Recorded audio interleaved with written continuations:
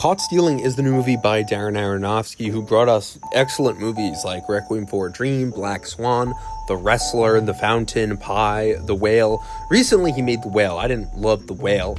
But Darren Aronofsky has always had a signature style to me, a very dark, visceral, psychologically disturbing movie aesthetic. That's always been his trademark. And when I first heard about this movie, which is described as being about an ex-baseball player played by Austin Butler, who gets involved in the world of crime in New York City, I immediately thought, okay, we're in for another Requiem for a Dream, another very dark, urban underbelly odyssey like Blue Velvet, where someone gets involved in a world they know nothing about and shit just gets dark.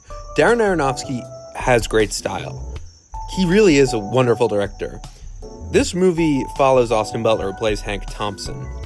He's an ex-baseball player who was in a car crash right before he made it to the major leagues. He would have been drafted, would have been a big star, but now he's working as a barman in New York City. He's trying to drink away his troubles. He's dating Zoe Kravitz, who plays a paramedic. Zoe Kravitz is really good in this movie. I don't think she gets enough time to shine because she really just represents the kind of character I've always seen Zoe Kravitz being really good at playing, kind of this consoling, sweet and empathetic figure. She does a really great job, but I don't think her performance just gets enough meat to really be able to feel like an excellent performance. Austin Butler is really good in this, though. He has this bona fide movie star chemistry. He really feels like the new Brad Pitt. And it's interesting when I think about that transitionary period, like when Once Upon a Time in Hollywood came out in 2019, and Austin Butler played against Brad Pitt in that movie. Here he has that Brad Pitt charm. It's not like he's, stealing the show with a performance that's, amazing, but he has the chemistry, he has the good looks, he has that charm to really lead this movie. What I find interesting about this movie, too, is it's very different from all of Darren Aronofsky's previous movies. This is very straightforwardly a crime thriller. There's some black comedy in here. If you watch the trailer, which was set to the song Should I Stay or Should I Go, it gave a very different atmosphere, kind of a black comedy. There are definitely moments of black comedy in this. Overall, I do think this is a well-crafted movie. It is, fun to look at. I like the way it reveals information. Darren Aronofsky uses his kind of signature dark cinematic aesthetic to his advantage here.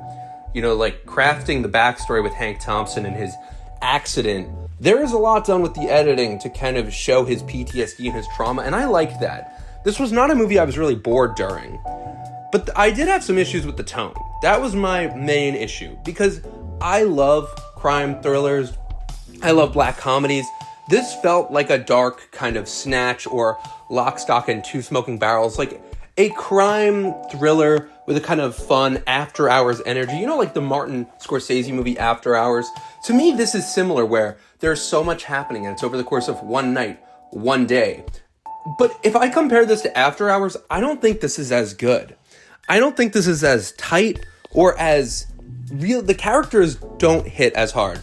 And there is a choice in the middle of this movie. I don't want to spoil it, but it's a big choice in this film. And I did not feel like that choice was earned.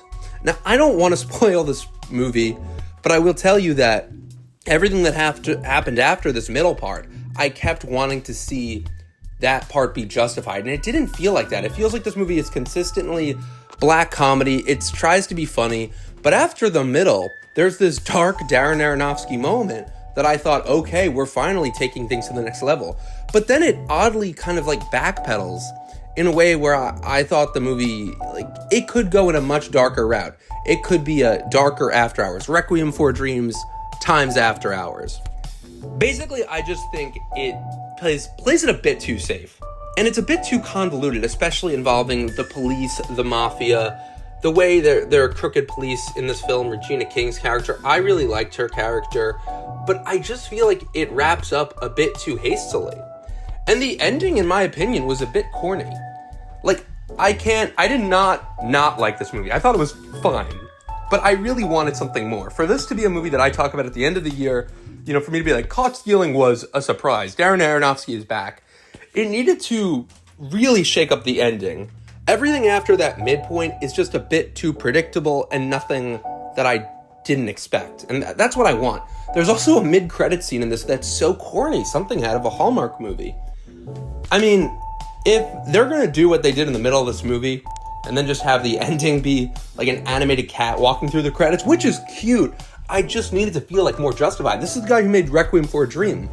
I get that this is a totally different movie, but it just left me with this weird feeling in my mouth. I liked seeing this in New York City, just saying that. I saw this in Union Square, where the movie actually had its New York premiere. So I was, having a great experience to see this. I was so excited.